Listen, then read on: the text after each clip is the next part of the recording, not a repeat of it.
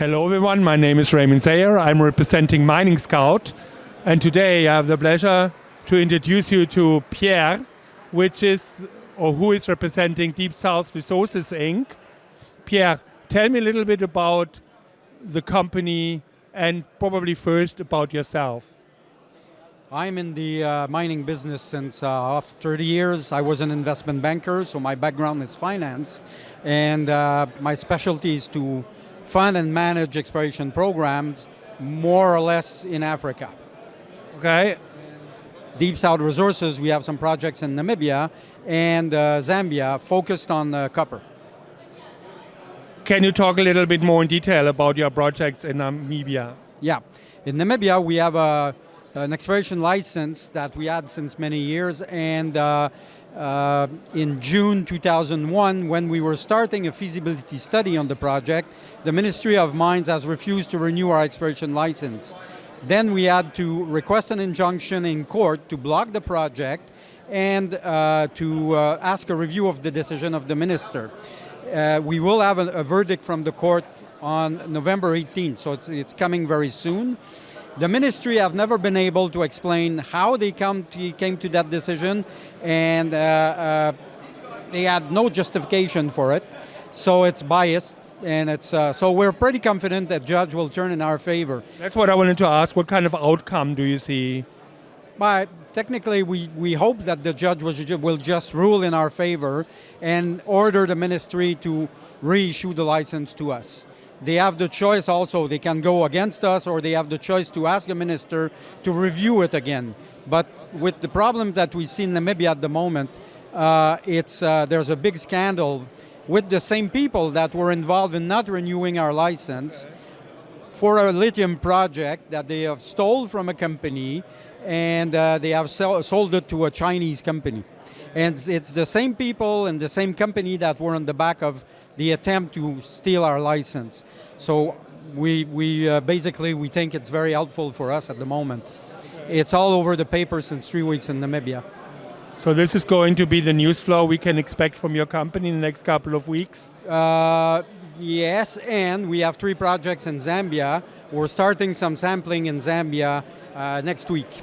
And these licenses are right in the middle of the copper belt. What kind of stage are these projects in? Compared to Namibia, Namibia we were starting a feasibility study. In Zambia, a very green field. One of the projects has seen some sampling in the past, no drilling yet, but we have 4 anomalies that have been identified by the sampling, and 4 large ones, and just neighboring another mine in production on the same geology. So we're pretty confident we will define some drilling target by the end of the year. Why did you focus on Namibia? What's so exciting about this project? In Namibia or Zambia? Both. Both. But Namibia, because it was a very good jurisdiction to do business in, and the project that we have in Namibia is pretty large. We're talking of 5 billion pounds of copper in the ground, so it's pretty sizable. And why we're in Zambia? It's because Zambia has turned around, politically speaking, in the last year or so. It's now a very well-viewed mining jurisdiction. You see all the majors coming back to Zambia, but the most important, it's an elephant hunting game there. You have large, very, very large deposits in Zambia, and we're right in the middle of that. There's 14 mines producing. And small company like yours can challenge this? But the big companies are mining, they're not exploring. So the small company like us, we take the ground, we explore it, make the discoveries. When we have the discoveries, then the big companies come in and buy it or do it in joint venture. That's more or less your business plan as well? Yeah, that's it. Yeah. And if we elaborate a bit on management, which is quite crucial for companies like yours, can you talk about the key people who work for your company? Yeah, as I said, I'm an ex-investment banker. I'm doing or raising money and managing exploration projects in the southern region of Africa since 25 years. My VP Exploration, Viv Stewart-Williams, is 45 years of experience, most of it in Africa, but many of that in the southern African region. Has made a lot of discoveries, has worked on productions. We have another one, our VP Resource Development is also South African, Dean Richards. He's specialized in all the software that you use to do reserve estimation, mine modeling. He's very good at that, has a lot of experience, 30 years of experience. Our Chief Operating Officer, Jean Lecroix, has operated in Africa for 30 years as Managing Director for different companies, country manager for First Quantum in DRC for 9 years. So he has a lot of experience in that specific part of the world on the management side. So we're a very good exploration team, well fitted to make discoveries and have a success on the ground there. So we have a good team. We're pretty excited about that. And what news flow can we expect in 2023 from your company, which has a positive impact, I hope, on your company?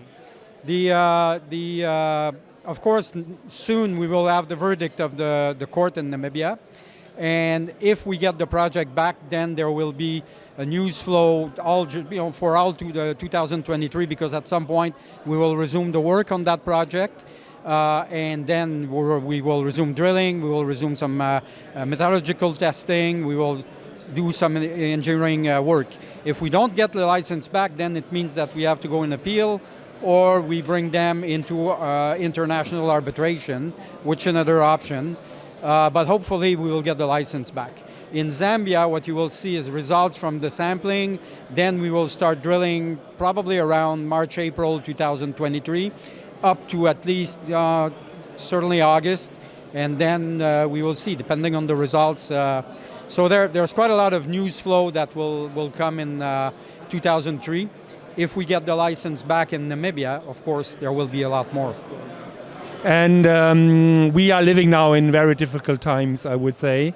And natural resources have some issues and some struggles. What are your thoughts about the natural resources market in general? I think the market is good and will be a lot better. Of course, at the moment there's risk-reward investment. People are more on the safe side and they don't take a lot of risk. So of course the values have gone down. But I think we're probably near the end of the most difficult part of that cycle. And we all know that base metal for the next 30 to 50 years, mainly copper, will be the king. It's due to e-mobility, or what are your thoughts? Just coming back to copper, it's without copper you don't have communication, you don't have transportation, you don't have data storage, you don't have renewable energy. Right. So that's the same for a lot of metals around that, lithium, nickel. So the future looks very good, and there's a shortage of production mainly in copper, but that's the same in lithium also. So we can see that with the shortage that is increasing all the time, the value of these metals will go up without any issue. So if you look at the next 10 years, from what we say today, and we look at the value in 10 years' time, you will see that most probably we will have a very important run-up. Let's hope so. Thank you very much for this talk, and I wish you all the best, personally and for your company, of course. Thank you. All the best to you too. Thank you.